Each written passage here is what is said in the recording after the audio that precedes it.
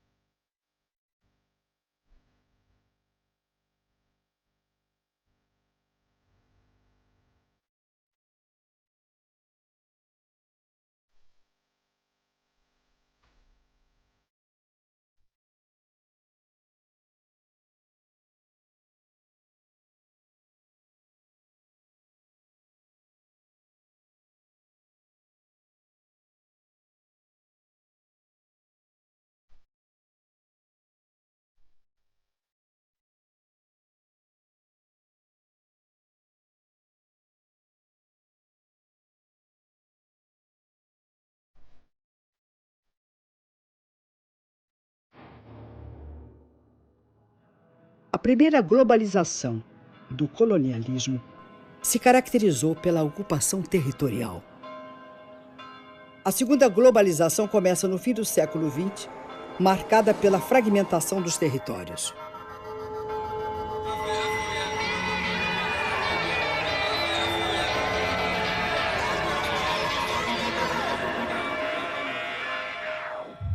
O século XX foi o século das revoluções.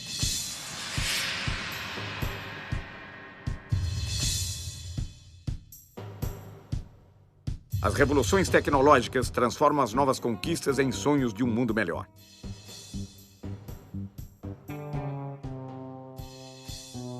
Logo começa o desmonte do estado de bem-estar social. O humanismo, como motor do desenvolvimento e do progresso, é substituído pelo modelo do consumo voraz. O consumo que é hoje o grande fundamentalismo. Esse, sim, é que é o grande fundamentalismo. As técnicas são implantadas nas sociedades e nos territórios a partir de uma política. Hoje, a política das empresas globais. Amanhã, a partir da política dos Estados impulsionados pelas nações.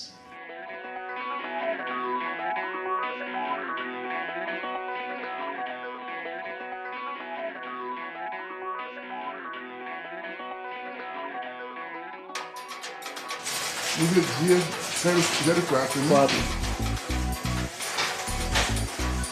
Eu nunca pensei que ia chegar lá.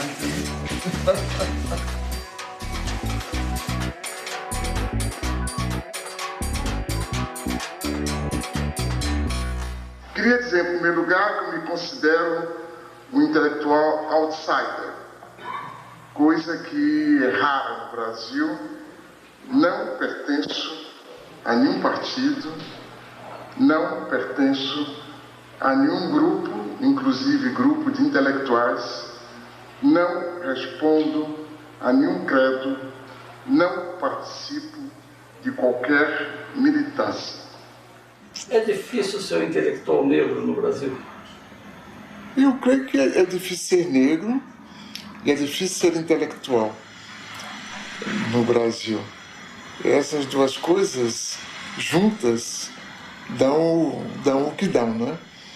É difícil ser negro porque, fora das situações de evidência, o cotidiano é muito pesado para os negros. É difícil ser intelectual porque não faz parte da cultura nacional ouvir tranquilamente uma palavra crítica, né? Por que a opção pela geografia? Eu acho que foi a opção pelo movimento. O fato de eu ter, quando garoto, me impressionado com as populações que mudavam de lugar, que se transportavam de um lugar para outro. Acho que talvez isso me tenha dado uma dimensão da disciplina.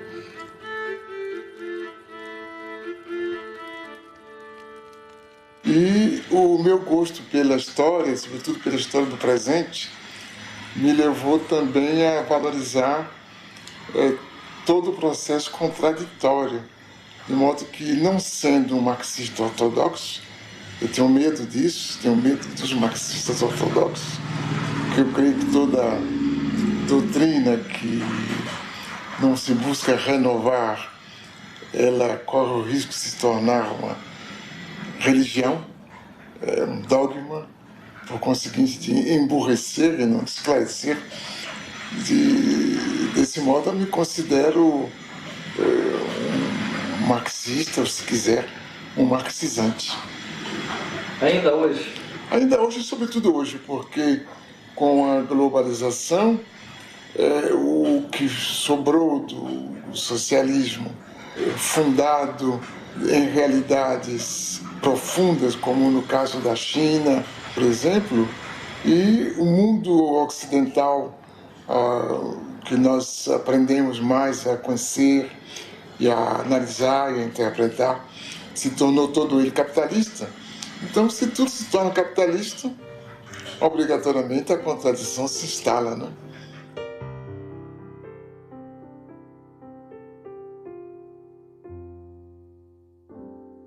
Uma forma de reconhecer o nível de desenvolvimento no planeta é observar a quantidade de luz que as cidades emitem à noite.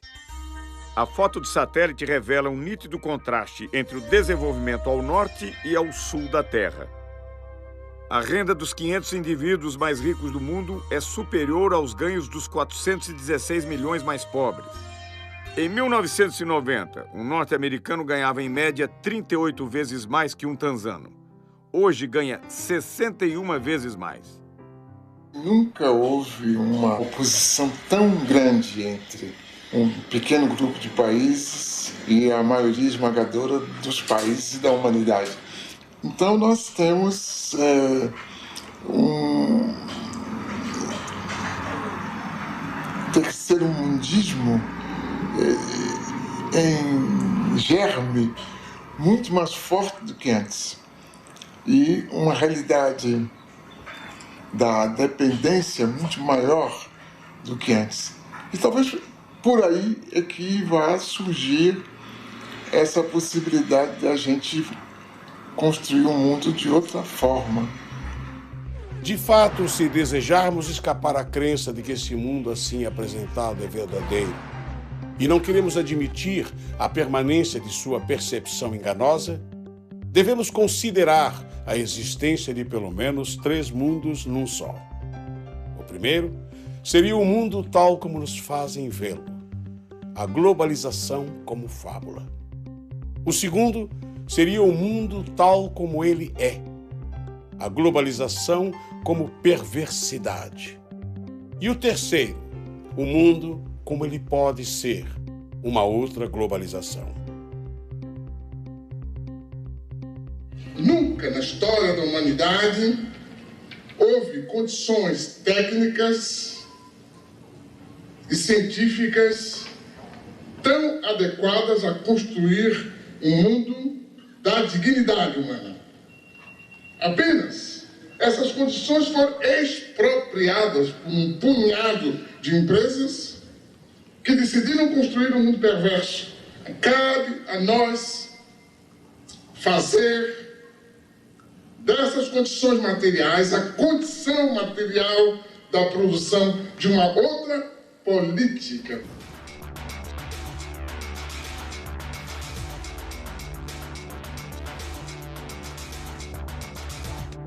Em 1989, uma reunião organizada pelo Instituto Internacional de Economia, em Washington, propôs reformas para que os países da América Latina retomassem a trilha do crescimento e do desenvolvimento.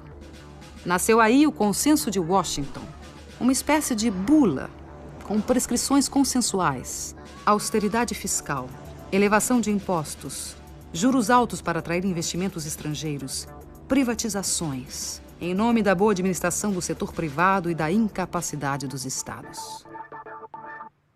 O mesmo sistema ideológico que justifica o processo de globalização, ajudando a considerá-lo o único caminho histórico, acaba também por impor certa visão da crise e a aceitação dos remédios sugeridos. Na verdade, porém, a única crise que os responsáveis desejam afastar é a crise financeira, e não qualquer outra. O Consenso de Washington representou para a América Latina um fruto envenenado. No Equador, país com 25% de índios e 55% de mestiços, o movimento indígena Pachacuti comanda a revolta. A crise se torna aguda com os programas de privatizações e extinção de serviços estatais.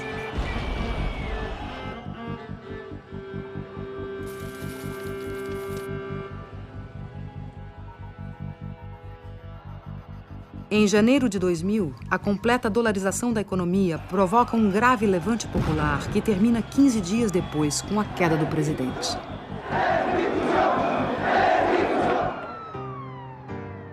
Ainda em 2000, na Bolívia, o governo pressionado pelo FMI e pelo Banco Mundial privatizou a água potável na região de Cochabamba.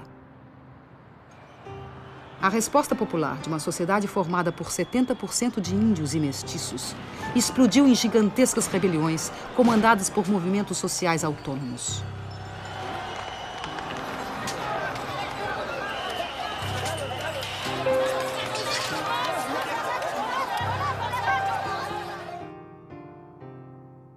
O governo perdeu o controle e reagiu como de hábito. A morte de um jovem comoveu o país.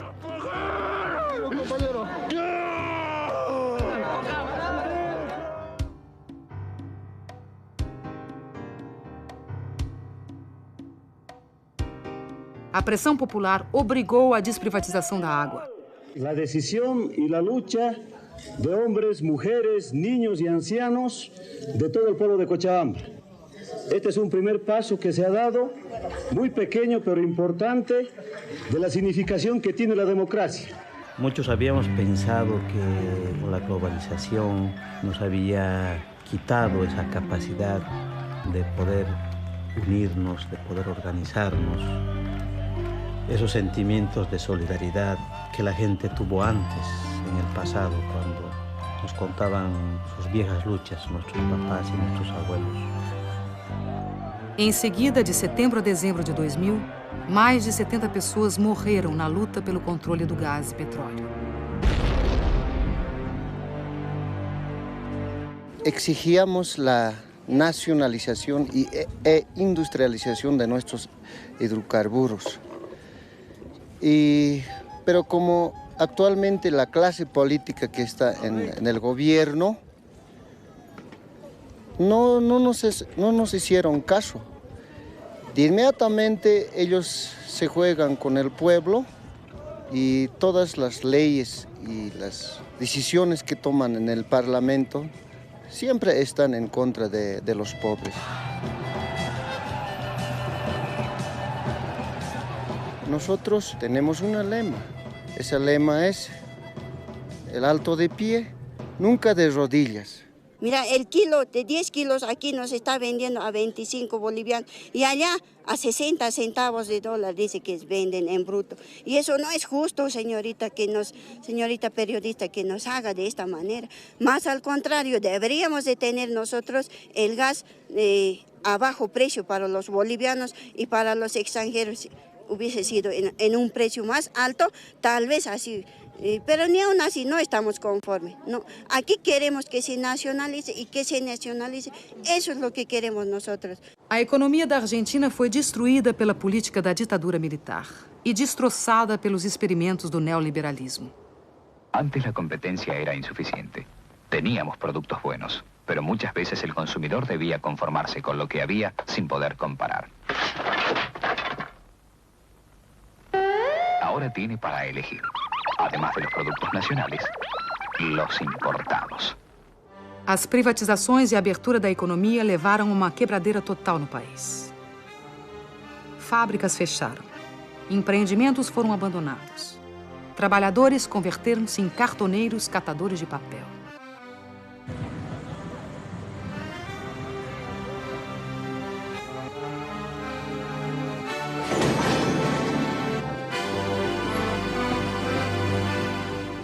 O panelaço no final de 2001, que derrubou 3 presidentes da República em 2 semanas, levou às ruas cidadãos da classe média, que da noite para o dia, pela desdolarização da economia, tornaram-se os novos pobres do país.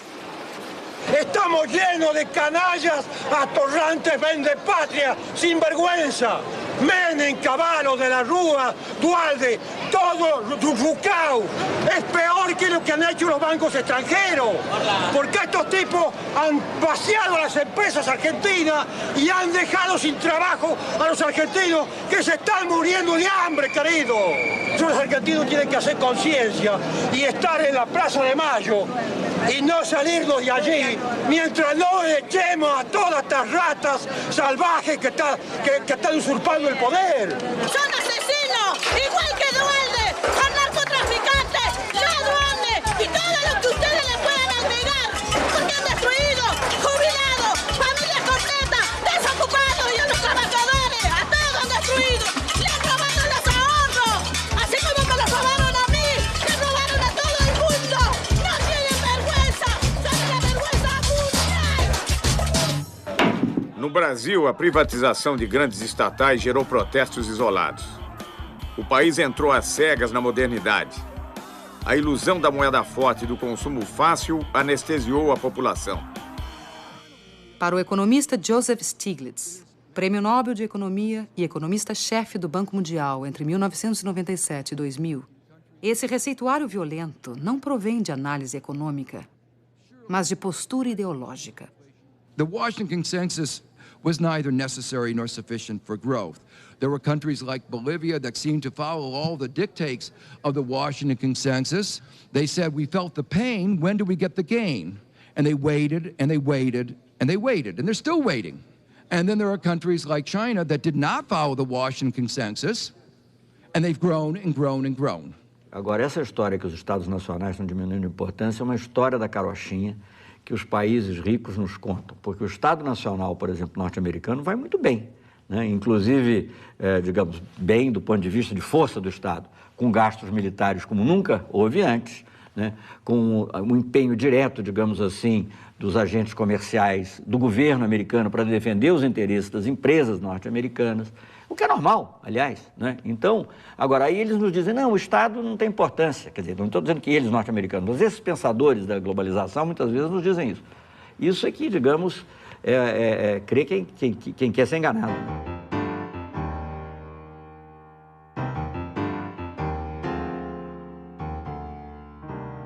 O que nós estamos estudando aqui é, sobretudo, essa relação entre globalização, isto é, o grande dinheiro, a grande informação e o território. O território como matriz da vida social, econômica e política. A Boeing, maior montadora de aviões do mundo, é bom exemplo do fornecimento em rede planetária. O modelo 777 recebe componentes de 322 fornecedores em 38 países. E suas 3 milhões de peças, do rebite à turbina, são fabricados por 1.700 intermediários em 37 nações. De onde prosseguem para Everett, onde a Boeing tem o maior edifício industrial do mundo. Na montagem final, a Austrália fornece os lemes de direção e profundidade. O Canadá, a parte posterior das asas. O Reino Unido, os computadores primários de voo. O Japão, os lavatórios. E a Embraer do Brasil, uma peça do leme vertical.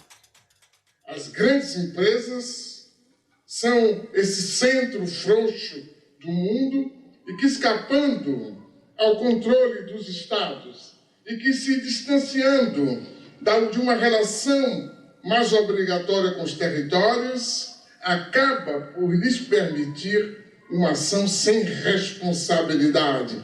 As grandes empresas não têm responsabilidade social, não têm responsabilidade moral, sobretudo, e é por isso que desorganizam os territórios, tanto socialmente como moralmente.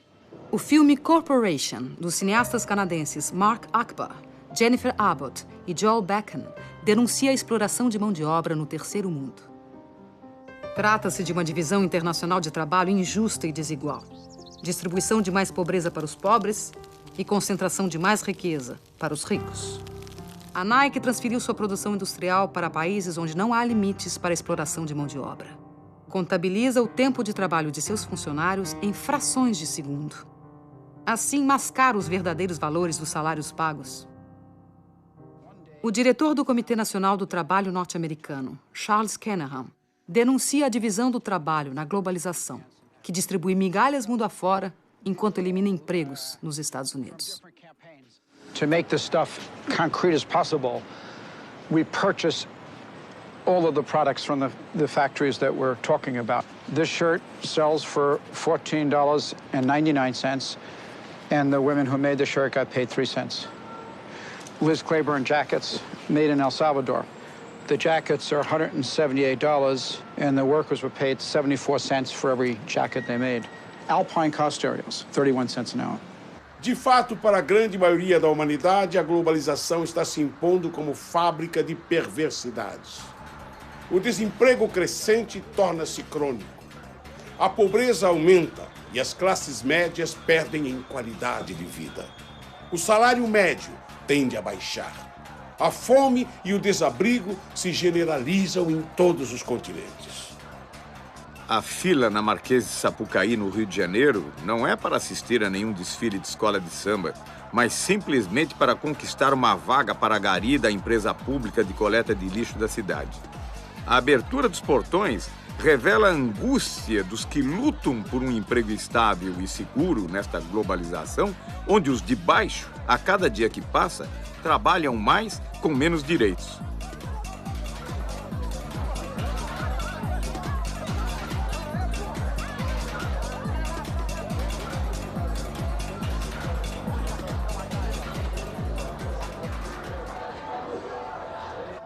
O desemprego aparece já como uma coisa normal.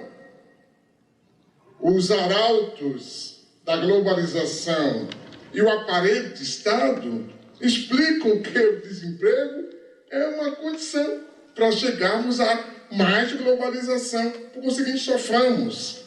Aumentam também o número de pobres. Há mais 600 milhões de pobres hoje do que em 1960.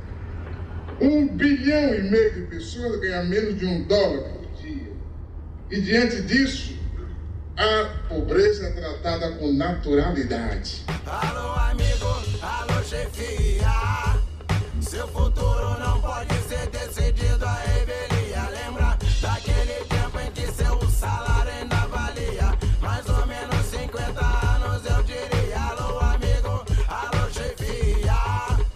Seu futuro não pode ser decidido à revelia. Se o presente é omisso, aí fica difícil. Tem que botar a mão na massa, dar um jeito nisso. A humanidade se divide em 2 grupos. O grupo dos que não comem e o grupo dos que não dormem, com receio da revolta dos que não comem. Josué de Castro, em Geopolítica da Fome. A gente descobriu uma coisa importante, é que a gente produz muito mais comida do que pode comer. E tanto que na Europa, a comunidade europeia dá prêmio a quem deixa de produzir comida. E castiga quem produz mais do que as cotas estabelecidas. Quer dizer, a questão da fome não é a questão de produção de alimentos, é a questão de distribuição. Isso a gente viu quando de certas epidemias de fome na África e na Ásia, os Estados Unidos se recusando a dar ajuda alimentar se certas condições políticas não fossem preenchidas. No caso do próprio Brasil, se há uma parte da população que não come corretamente, Isso é culpa unicamente da forma como nós organizamos a sociedade. Não é que não haja alimento, não é que não se possa distribuir os alimentos. Apenas nós decidimos que alguns não devem comer, porque acaba por ser uma decisão, que se depois de tantos anos a gente aceita tranquilamente continuar discutindo a questão da fome, que me parece uma vergonha. A fome já não nos surpreende. Convivemos com ela cotidianamente, entorpecidos pela realidade que nos cerca. Caso o receituário do Banco Mundial seja seguido, teremos que aprender a conviver com a morte pela sede. There is a move right now to take over all the water resources worldwide. They are calling it, the transnational corporations are calling water blue gold. Hoje, mais de 1,5 bilhão de pessoas em todo o planeta não têm acesso à água. Mais de 3 bilhões de pessoas utilizam água sem tratamento, o que provoca diariamente a morte de 30 mil indivíduos no mundo. Nos últimos 10 anos, as transnacionais da água orquestram uma estratégia de controle do planeta. Empresas do setor têm suas ações fixadas em bolsas de valores dentro da lógica financeira, que nada tem a ver com a lógica da solidariedade.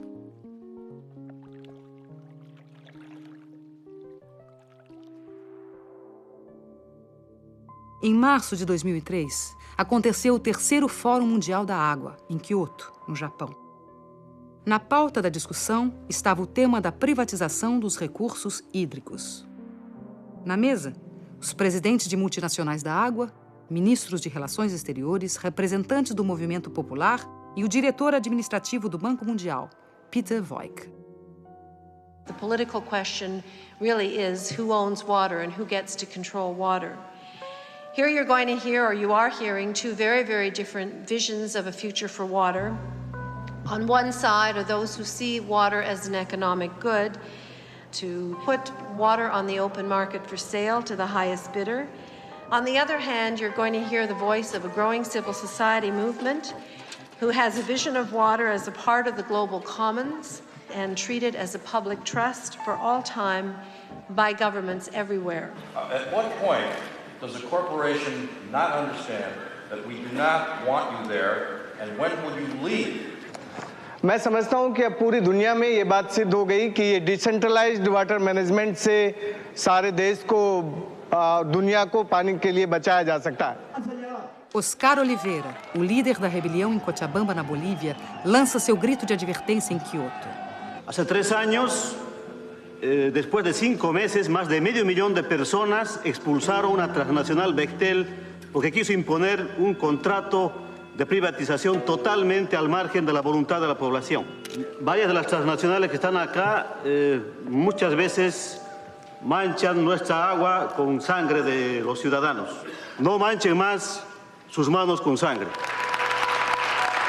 Contra todas as evidências da injustiça, o representante do Banco Mundial insiste na política de privatização. Somebody has to pay for water, ladies and gentlemen.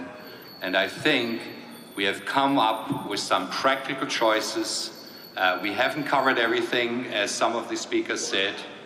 But in order to come up with the investments which are needed for the poor, and I agree 100% that we have to find ways of serving the poor in a way that they can afford the water. O tom ameaçador do discurso é contestado pelos representantes dos movimentos populares do mundo inteiro.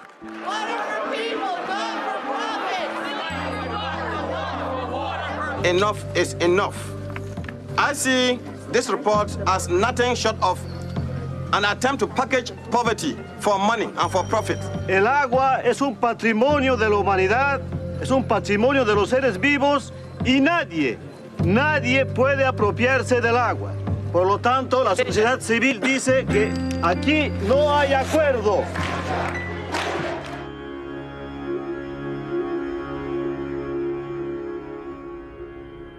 Os astronautas disseram que a única obra humana visível do espaço é a Grande Muralha da China. Esse dragão sinuoso de 23 séculos foi erguido contra as ameaças do deserto, os povos do norte árido, em busca das terras verdes do Império do Meio. O sonho comunista do internacionalismo proletário, incentivado pela Revolução Soviética de 1917, foi aos poucos substituído pelas barreiras construídas em torno da cortina de ferro. A mais célebre foi o Muro de Berlim, erguido em 1961 para separar a pureza do socialismo das desigualdades do capitalismo. Tinha como missão impedir que as pessoas fugissem do glacial paraíso socialista.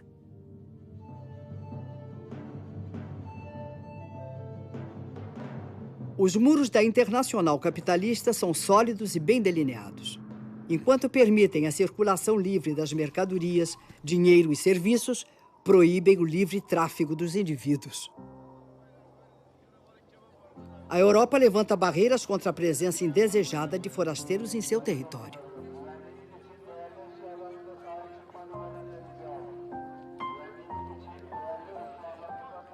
Refugiados frequentemente ficam no meio do caminho, sucumbindo de sede no deserto, afogados no Mediterrâneo, enquanto seus barcos precários naufragam.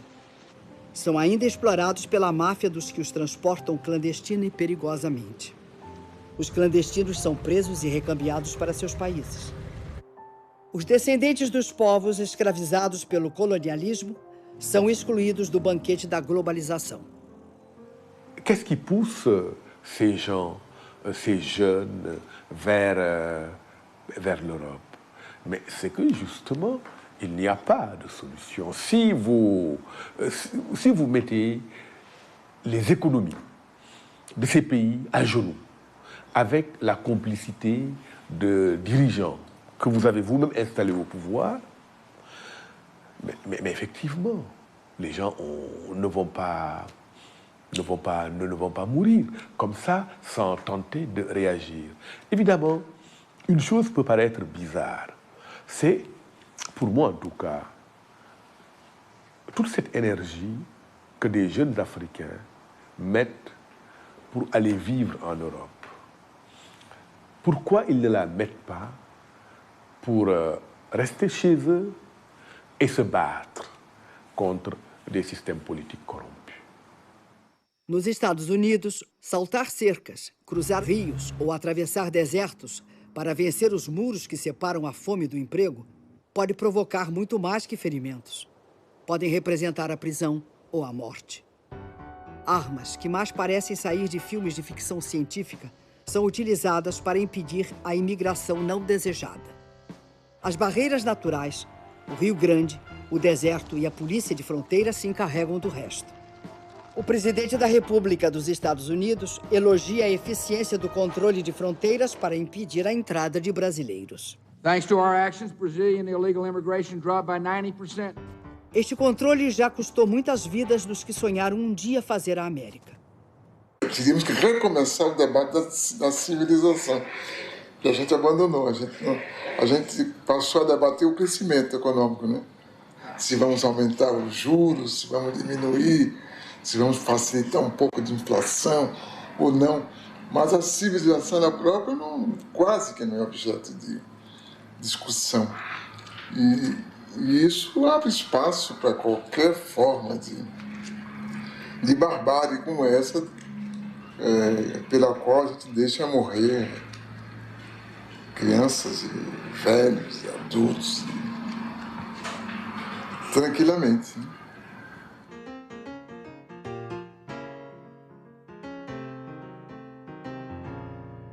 O que nós estamos vivendo hoje é que o homem deixou de ser o centro do mundo, né?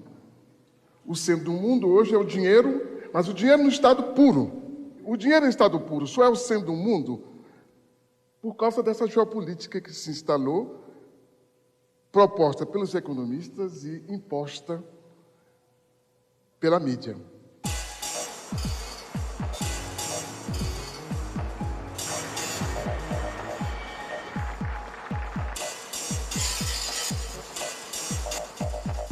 Davos, estância situada nos Alpes suíços, imortalizada por Thomas Mann, na Montanha Mágica. A partir de 1970, a cidade de Davos torna-se berço do pensamento único, dogmas sobre a globalização ancorada no livre mercado como trilha para o paraíso. A antropologia moderna registra aí o surgimento do Homo Davos, que apregou o fim da história e propõe a criação de fundos para anestesiar a pobreza. I'd like to offer you $10,000 to help buy you some bed nets. Would anyone else like to be on a team with me and stand up and offer some money and help him as well? $50,000. Thank you. Would anyone else like to stand up and help President Nkapa? President Nkapa needs help today. So if you could just stand up in the room, if you'll be on a team with me, just stand up in the room if you'll help President Nkapa today, because he needs help today. A chamada mídia, ela tem papel de intermediação que a gente talvez não possa dizer que é inocente, mas não parte dela realmente, ou não é dela o poder. O poder é de um pequeno número de agências internacionais da informação, estreitamente ligadas ao mundo da produção material, ao mundo das finanças, que controla de maneira extremamente eficaz a interpretação do que está se passando no mundo, né? E de uma forma que se torna clara quando a gente pega os jornais e vê a repetição quase que servil das mesmas fotografias, das mesmas manchetes, das mesmas ideias, dos mesmos debates, que indicam que alguma coisa está por trás de tudo isso, né?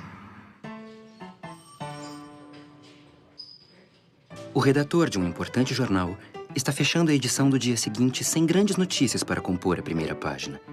Chega o fotógrafo e diz: Chefe, tenho a notícia e a foto.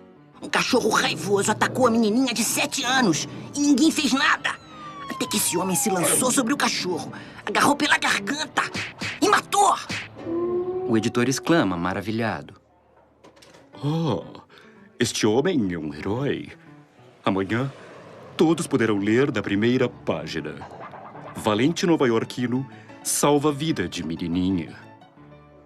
O fotógrafo responde: Pois é, chefe. Só tem uma coisa. O homem não é nova-iorquino. Oh, melhor. Será então... Valente americano salva a vida de uma menininha. O fotógrafo sem jeito diz: Bem, chefe, ele é árabe. No dia seguinte sai o jornal.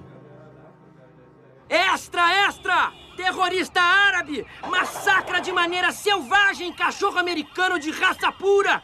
Extra, extra! Como podemos, mesmo assim, admirar-nos de que ali e aqui estão em guerras e corra o sangue, já que a nova ordem mundial que se constrói é baseada numa competitividade sem limites morais. Não há produção excessiva de informação, mas de ruídos. Existem os fatos. As notícias são interpretações desses fatos.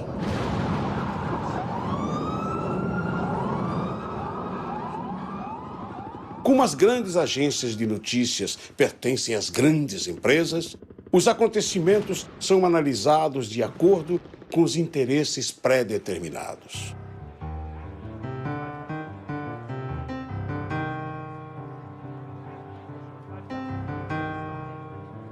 We're gonna bomb them over there.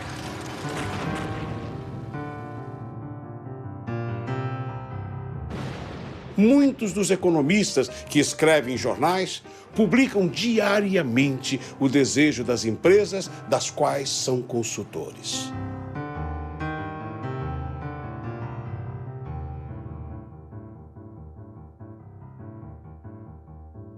A informação, o grande instrumento da grande finança, a informação, o grande instrumento do processo de globalitarismo, de produção de novas formas totalitárias de vida, mas que manejada por um pequenos grupos de forma inteligente, produz exatamente o efeito oposto.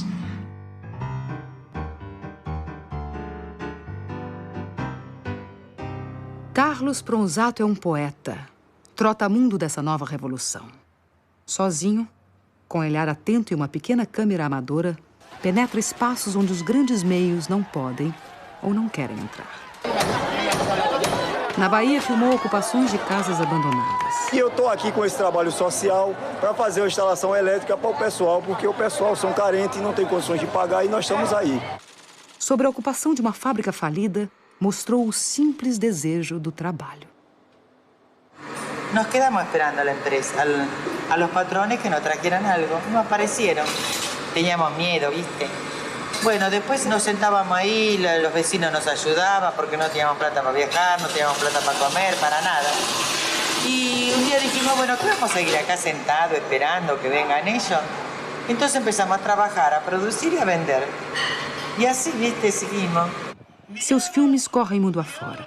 Em escolas, sindicatos, pequenos cinemas, seguem globalizando um outro olhar sobre os fatos, sobre as lutas, sobre esse novo tempo. Eu resolvi entrar de fato no movimento popular como uma ferramenta de transformação concreta que podia ser o vídeo, porque não é só filmar, sino estar inserido dentro do movimento. Como eu me considero um manifestante com câmera, então eu tenho que estar aí trabalhando dentro do movimento popular ativamente. Latinoamérica é um polvorim apto para um Bakunin chegar e perguntar onde que está acontecendo e ele ir e tentar ou filmar, ou escrever, ou incitar, ou trabalhar nisso. Então, minha utopia é um pouco essa. É você não entrar na corrente, na onda do não é possível fazer nada, porque nada será possível. E você continuar trabalhando. Eu acho que um pouco que faço está dentro de um projeto utópico de realizar, pelo menos naquele breve período de vida que nós temos, uma pequena obra que pode servir a alguém, tanto agora quanto depois. Eu acho que esse fenômeno vai se multiplicar. Quer dizer, por enquanto, há uma coerção muito grande contra essas formas, que são praticamente limitadas no seu elan renovador, pela falta de recursos financeiros, pela legislação que favorece a vida dos gigantes. Mas eu creio que, com uma demanda que vem de baixo e que é muito forte, é explosiva, a gente vai certamente daqui a pouco ter outra coisa.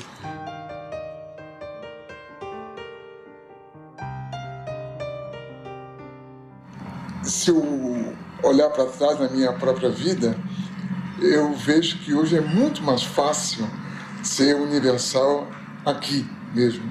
A primeira vez que eu entendi, que comecei a entender o mundo, foi quando deixei a Bahia para ir estudar na França, aí, lendo jornais, que me apresentaram o mundo de uma outra forma.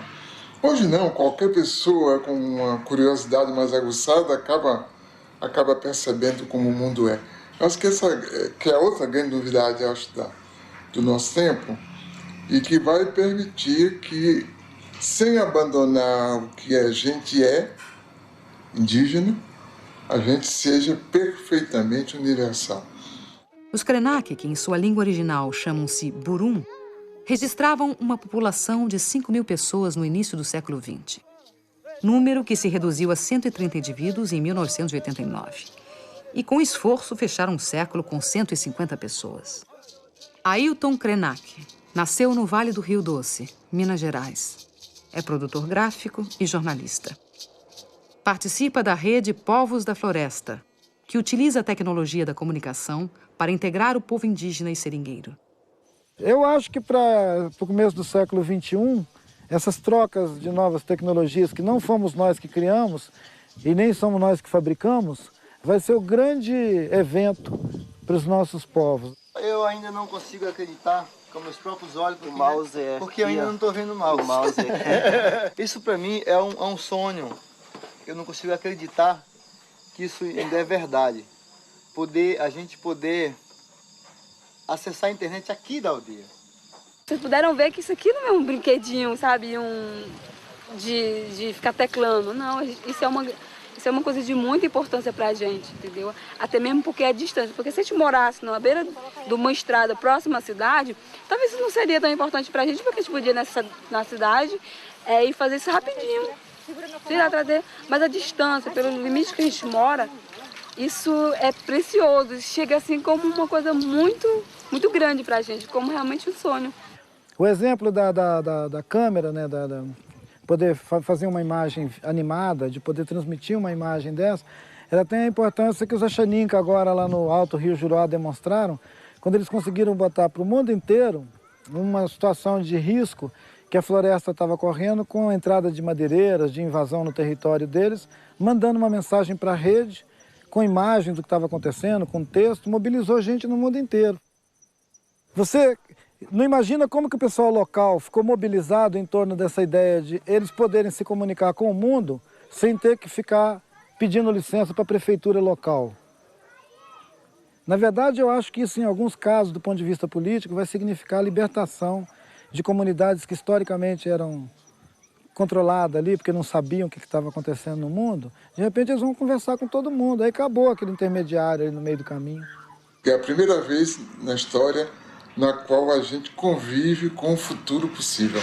Acho que essa que é a grande novidade da nossa geração, é essa capacidade que nos foi dada de conviver com o futuro possível, que não é nada do domínio dos filósofos, é algo que tanto nós que imaginamos ser intelectuais, sabemos que existe, como o rapaz pobre da periferia que inventa uma música revolucionária e que explica o seu mundo. Acho que essa que é a grande... Conhecida pelo maior índice de violência da região.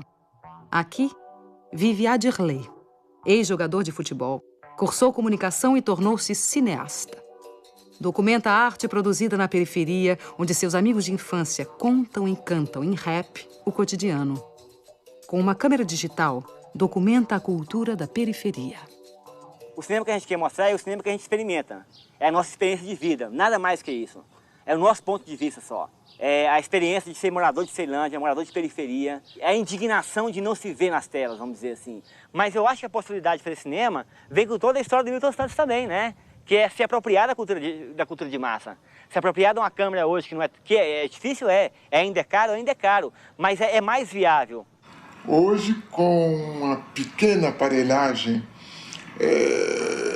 informática, eletrônica, com meios limitados, também se faz opinião, também se produzem coisas centrais na reelaboração da história.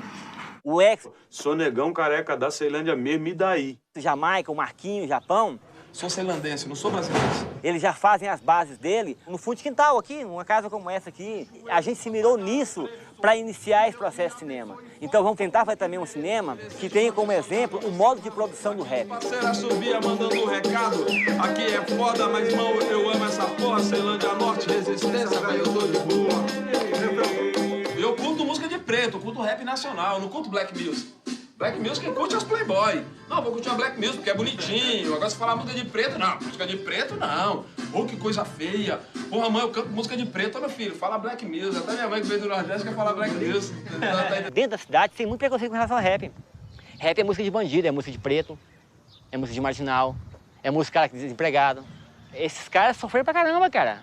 O Jamaica conta histórias assim que são geniais no sentido assim, do preconceito que ele sofria de ser um rapper. Olha os nomes dos lugares: Planeta dos Macacos, Caldeirão do Diabo, Vila do Cachorro Sentado. Velho. Onde só tinha bandido, velho. Pra eles só tinha bandido. Eu acho que o rap é um cara de periferia a dar identidade à periferia, a dar nome às pessoas e a contar as histórias da perspectiva deles. Então a gente também está se baseando, tentando fazer cinema nessa perspectiva. Que a ideia é ver dentro da cidade essas formas de solidariedade. E você tem a produção dentro da cidade de formas solidárias que tem expressão econômica e política, né? Em contraposição com essa produção da violência. Eu acho que há uma multiplicidade de fenômenos de baixo que a gente não dá importância, que a gente dá mais importância à chamada violência. Os jornais falam da violência dos bairros, tem bairros mal falados porque violentos. Olhares do Morro está por aí, a gente está olhando tudo o que acontece na comunidade. Mas as outras formas todas de manifestação, que são propriamente culturais, mas que não aparecem com essa aura de cultura que é reservada, digamos assim, a parcelas já privilegiadas que fazem cultura, os outros fazem outras coisas. A gente não admite dizer imediatamente que o que eles fazem é cultura, porque o que eles fazem é cultura e é política ao mesmo tempo, né?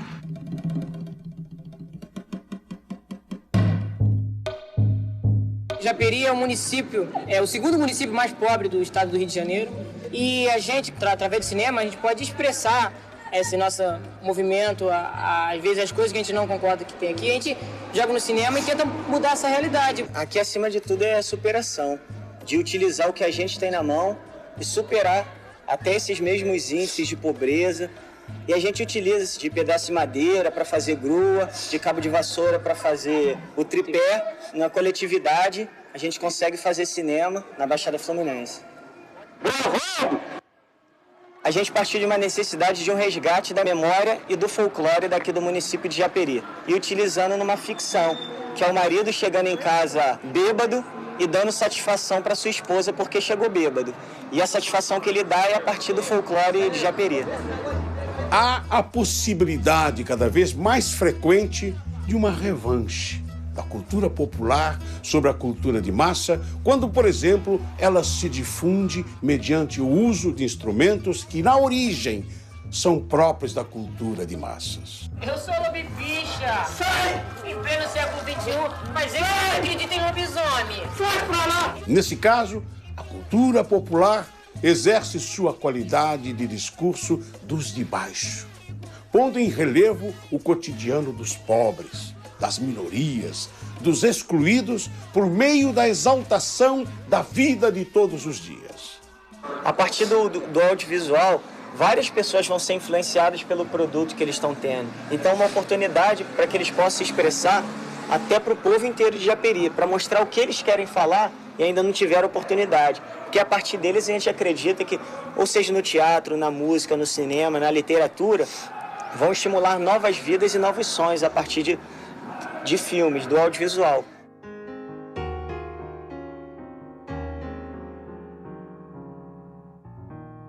Eu estou seguro de que o período tecnológico da história do homem está terminando. E estamos entrando num período que eu chamaria de demográfico.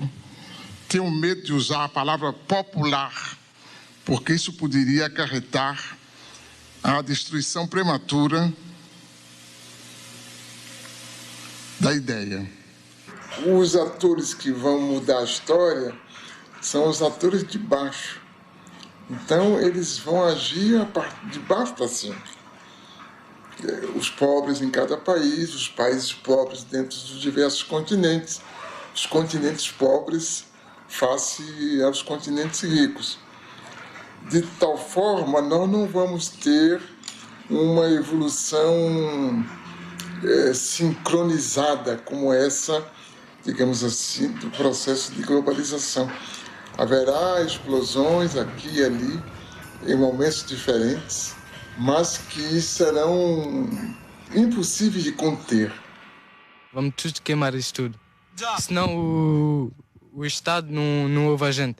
Eu acho que quando a gente abre um jornal, olha a televisão, se a gente pode interpretar o que está por trás de tudo isso, a gente já vê que são outras formas de explosão ligadas à religião. por exemplo, essas religiões aguerridas, como os muçulmanos, né? Que têm uma formidável força intelectual e moral também nisso, face à nossa civilização greco-ocidental. Esse combate silencioso que é feito, por exemplo, por esse 1 bilhão e 100 milhões de pessoas na Índia, cuja formidável preocupação é a produção do conhecimento, e que a gente nem sabe direito que eles têm essa religião do conhecimento, né? Que eles utilizam em benefício da sua própria nação. Essa outra coisa extraordinária que é a China, né? Que a gente imagina que está se tornando capitalista, mas que na realidade está usando ao seu modo os instrumentos que o nosso tempo oferece. Acho que todas essas formidáveis mudanças é que vão garantir essa produção de um mundo novo.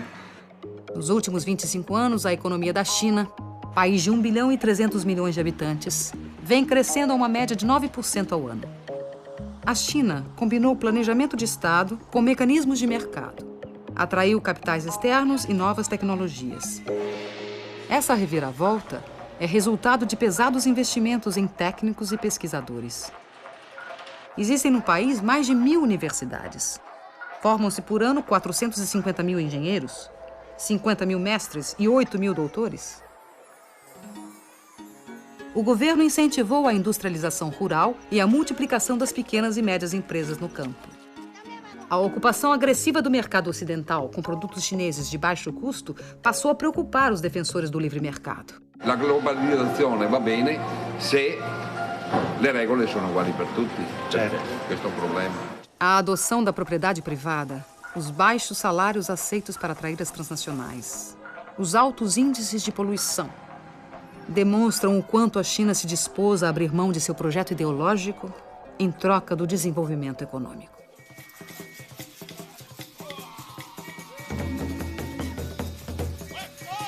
Devemos recusar categoricamente a situação a que os países ocidentais querem nos condenar. O colonialismo e o imperialismo não pagaram suas contas quando retiraram suas bandeiras e suas forças policiais de nossos territórios.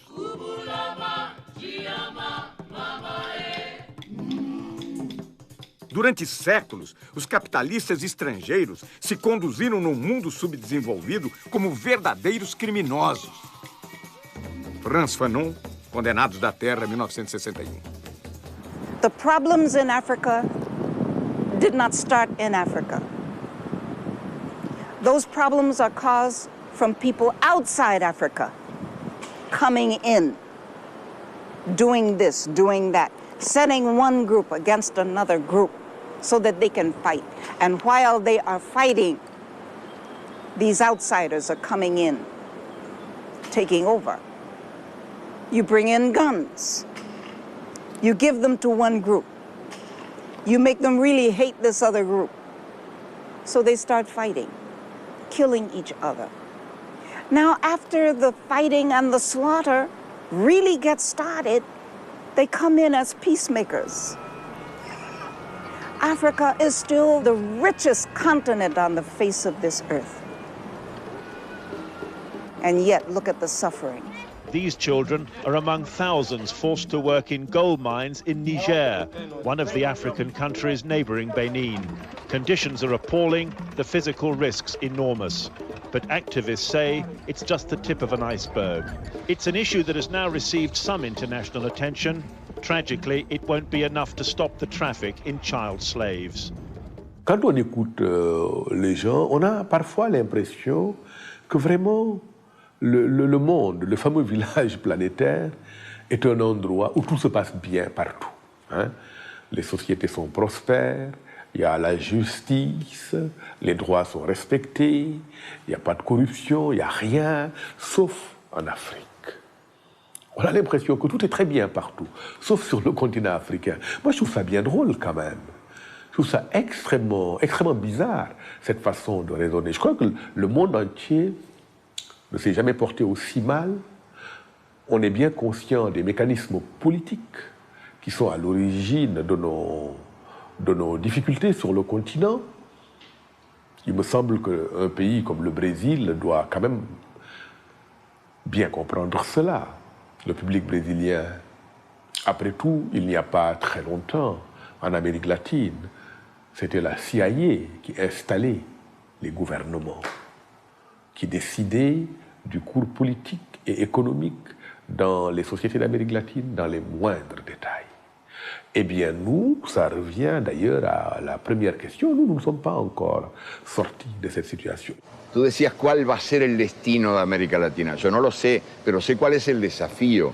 El desafío es, ¿vamos a convertirnos en la triste caricatura del norte? ¿Vamos a ser como ellos?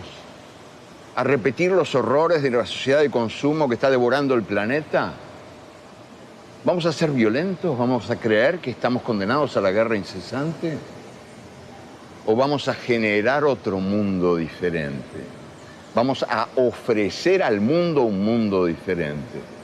Que yo creo que ese es el desafío que tenemos planteado. Hoy por hoy somos, la verdad, caricaturas bastante tristes de modos de vida que se nos imponen desde afuera. Y estamos gobernados por sistemas de poder que cada día nos convencen de que no hay virtud más alta que la virtud del papagayo, que no hay habilidad comparable a la habilidad del mono. El papagayo, el mono, los que imitan, los ecos de voces ajenas. Nós decidimos ser europeus, né? E insistimos em ser europeus, nos recusamos a pensar como nós próprios, porque achamos mais chique pensar como os europeus e os americanos, e aí temos uma enorme dificuldade para entender o mundo. E essa enorme dificuldade também nos deixa meio atarantados, meio tolos diante da história que está se fazendo. Daí a própria política brasileira é um pouco perdida, porque nós não sabemos muito o que fazer com o mundo novo, porque não descobrimos as formas de pensar esse mundo novo a partir de nós próprios.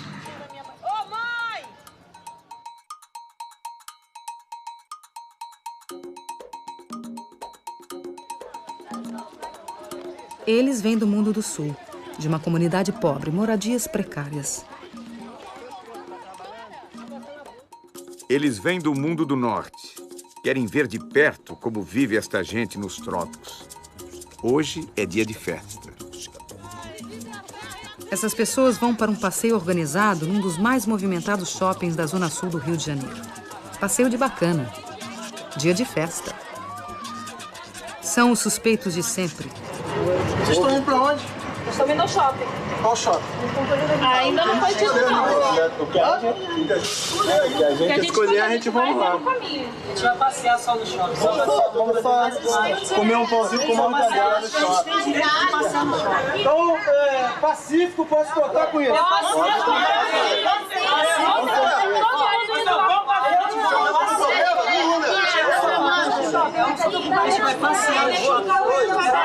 A presença da câmera de televisão serve de salvo-conduto. Então vamos lá. Tem direito, lógico. A gente não tinha direito. Tem direito. Os turistas buscam aventura. Vão fazer safari urbano em uma das maiores favelas do Brasil. O passeio na Rocinha inclui paisagem, violão e uma modesta barraca de souvenirs. Ambiente hostil, condições externas extremas, extremamente inóspitas a novas ideias, mobilidade relativa. O meu trabalho é um trabalho tão simples, o que os outros vão dizer? Aí fica difícil para mim. O encontro inesperado entre os habituês do shopping e o sem-teto provoca surpresas. Observam e são observados.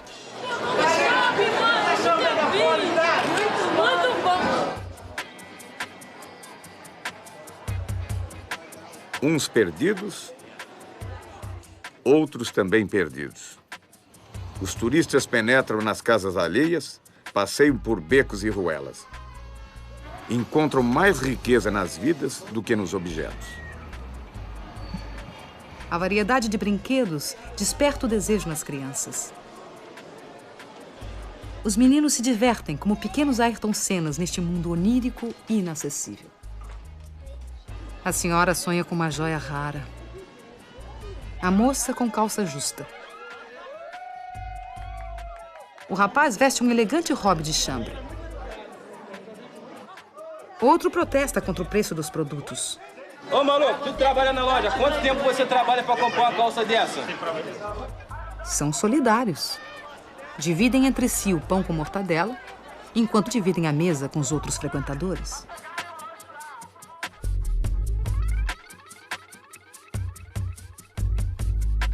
O problema que me parece importante com a globalização é, digamos, a segmentação da formulação dos códigos éticos. Quer dizer, há uma ética dos poderosos, que não chega a ser ética, e há uma outra ética dos que não têm nada. Como também há uma ética dos que, desesperados, tomam o caminho do que a gente chama de violência, né? Eu creio que essa outra ética, não dos desesperados que praticam a violência gratuita, mas dos que querem grandes mudanças, é cada vez mais compreendida nas camadas mais baixas da sociedade. Mas ela tem contra ela toda uma formulação dessa ética dos poderosos e do direito escrito e da concepção dos juízes e da justiça quanto o que é a convivência social. Não importa. O que importa é que a mudança tem uma base histórica muito forte e ela está ganhando as suas formas de ação, que são inovadoras, são formas de ação surpresivas, formas de ação eficazes, e alguns de nós decidimos apoiá-los, apesar da nossa herança dessa ética que envelhece por incapaz de atender o interesse da maioria. Há essa busca também de melhoria de condições de vida, do sem teto, do sem trabalho. Eu acho que isso é a maior coisa que você tem para ter para deixar para os seus filhos, é uma moradia, porque o resto, você lutando, você consegue. Mas você ter um lugar para você voltar, repousar do seu trabalho, é um teto. E se você não tem nada. Você não tem endereço, você não é ninguém. Vergonha! É pai de família! Chega em casa e seu filho não tem comida porque ele pagou o aluguel! Isso é vergonha!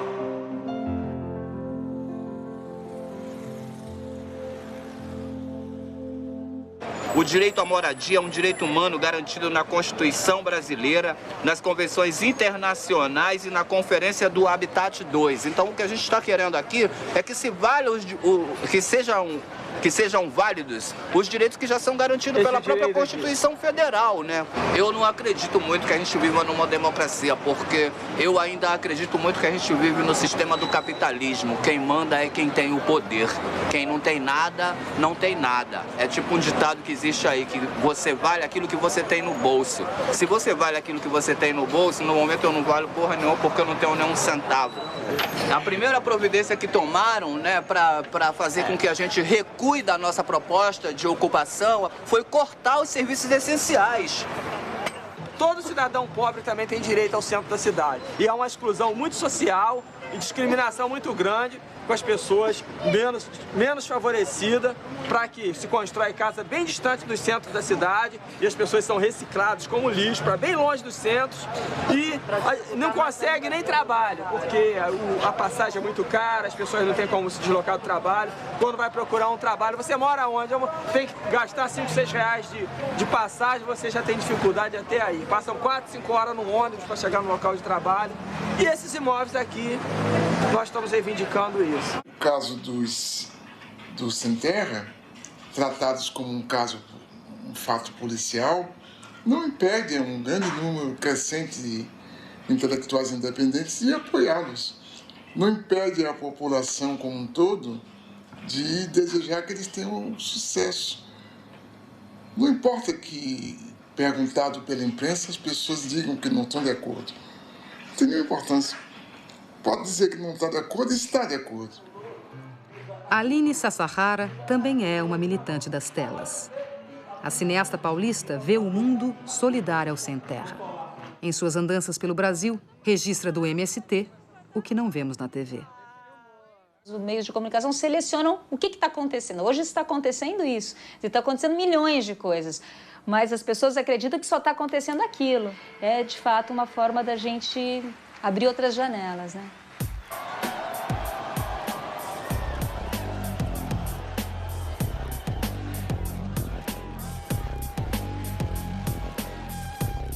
A Escola Nacional Florestan Fernandes, construída pelos próprios trabalhadores do MST, é a primeira universidade popular do Brasil, feita para capacitar os camponeses e seus filhos e prepará-los para um modelo de desenvolvimento solidário.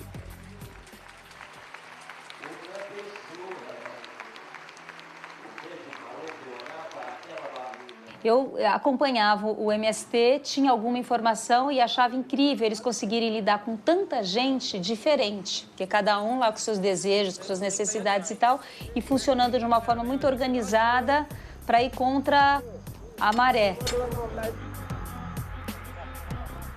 A marcha foi um momento de encontro, parecia que todo o movimento estava reunido ali.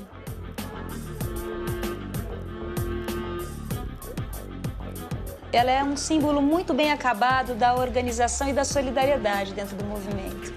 Então, você imagina, todos os dias você reunir pessoas, assim, de várias idades e de vários lugares naquele horário cedinho para marchar e, enfim, foi uma experiência riquíssima. Eu creio que está se passando alguma coisa de muito profundo, uma espécie de vulcão que está aí crepitando e que a gente não tem as antenas para perceber. A gente é chamado a pensar na violência, como era definida tradicionalmente. Mas a gente não entende, não compreende, não domina o mecanismo intelectual dessas formas novas de solidariedade e de reivindicação. Porque o Brasil jamais teve cidadãos.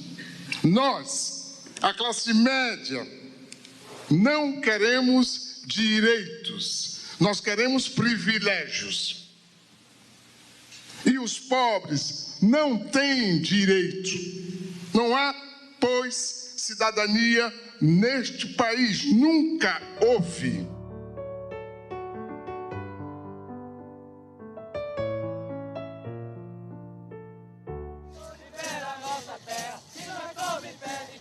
As formas tradicionais de democracia já não convencem os mais pobres. Para muitos, a ação direta nas ruas é o meio de se fazer ouvir. Os diversos movimentos populares buscam alternativas para uma globalização solidária.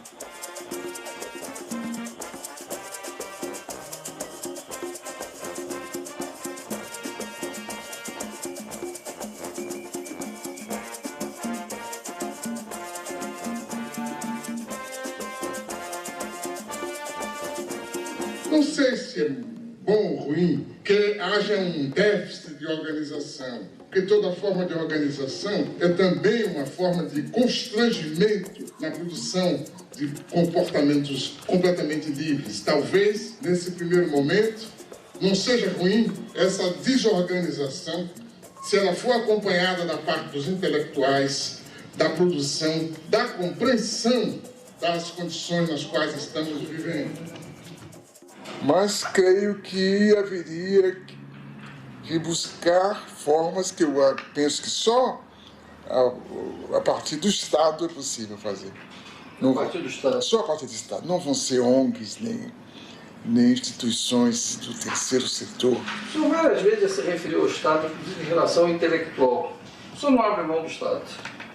Eu creio que o Estado é indispensável porque a as entidades chamadas terceiro setor, primeiro, elas não são abarcativas, elas não podem cuidar do conjunto das pessoas que precisam de cuidados. Segundo, elas acabam obrigadas a cuidar melhor de certos setores e não de outros setores. Enquanto que o Estado, através do exercício da política, a tendência dele é cuidar de todas as pessoas. Quer dizer, essa produção democrática, realmente democrática, que as ONGs ou o terceiro setor não podem, pela sua própria definição, cuidar, porque tem as limitações de sua origem, do seu financiamento, dos seus objetivos. Então o Estado se torna algo cada vez mais indispensável, porque as fontes criadoras de diferença, de desigualdade, são muito mais fortes do que no passado. Então, para desmanchar essas diferenças, para reduzir essas desigualdades, é necessário um Estado que intervenha, um Estado socializante, por conseguinte.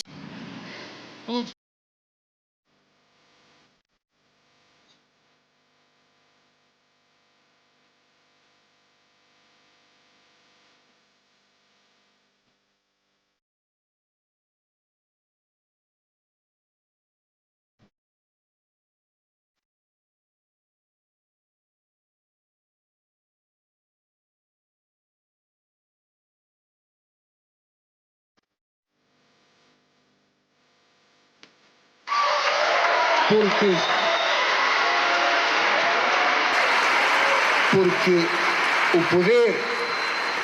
o poder do cidadão, o poder de cada um de nós, limita-se na esfera política, repito, na esfera política, a tirar um governo de que não gosta e a pôr outro de que talvez venha a gostar. Nada mais. Mas as grandes decisões são tomadas numa outra esfera, e todos sabemos qual é. As grandes organizações financeiras internacionais, os FMIs, as Organizações Mundiais de Comércio, os bancos mundiais, a OCDE, tudo isso, nenhum desses organismos é democrático. E, portanto, como é que podemos continuar a falar de democracia se aqueles que efetivamente governam o mundo não são eleitos democraticamente pelo povo? Quem é que escolhe os representantes dos países nessas organizações? Os respectivos povos? Não. De onde está então a democracia? Acho que a questão é essa, que a gente esvaziou a palavra democracia de conteúdo. A gente continua falando na democracia sem saber muito bem do que está falando. Quer dizer, que nós utilizamos uma série de conceitos que vêm de um outro tempo e que se tornaram vazios porque o tempo mudou, o que é conveniente, né? E o que ficou foi o eleitoral. O resto, a representatividade, não é? a responsabilidade, tudo isso perdeu força. A coerência com ideias, a transparência só é possível se os partidos têm claramente ideias, porque senão de que a gente está falando, né? Se a gente não souber o que é que os partidos querem fazer de nós, né?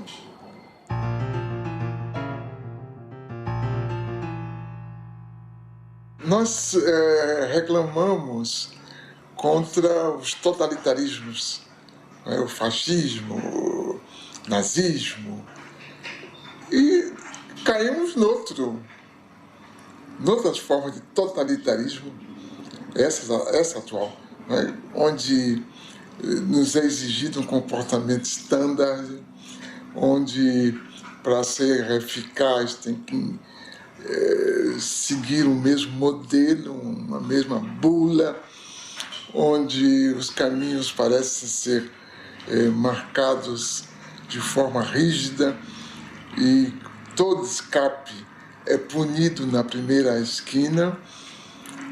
Então, acho que nunca houve um mundo que espalhasse que a liberdade é a forma suprema de vida e, ao mesmo tempo, suprimisse a verdadeira liberdade, porque essa carência de liberdade que compromete, inclusive, o exercício da cidadania, eu creio que é uma marca de nosso tempo que mais cedo ou mais tarde vai se mostrar insuportável, como os totalitarismos tiveram seus dias também contados, né?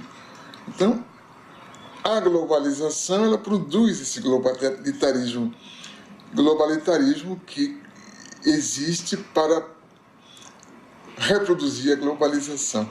Eu acho que é esse ciclo vicioso que a gente vai ter que quebrar através, digamos, da produção de formas democráticas que sejam realmente democráticas.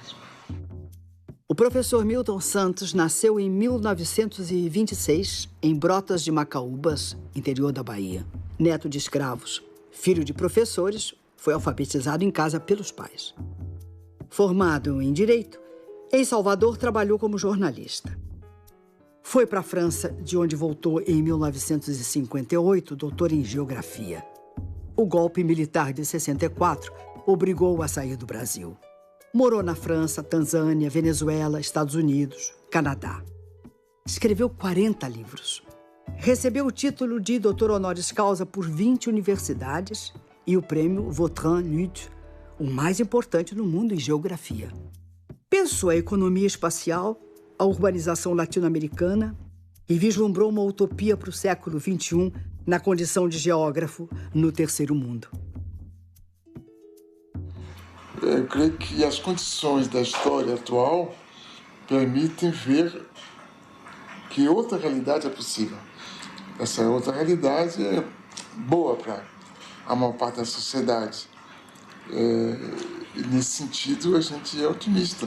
A gente é pessimista quanto ao que está aí, mas otimista quanto ao que pode chegar. Virar uma globalização solidária? Sim. Acho que a humanidade está destinada Que bom. Porque, na verdade, nunca houve humanidade, agora que está vendo, né? É verdade. Acho que essa que é a coisa. Então, nós estamos fazendo os ensaios do que será a humanidade. Nunca houve.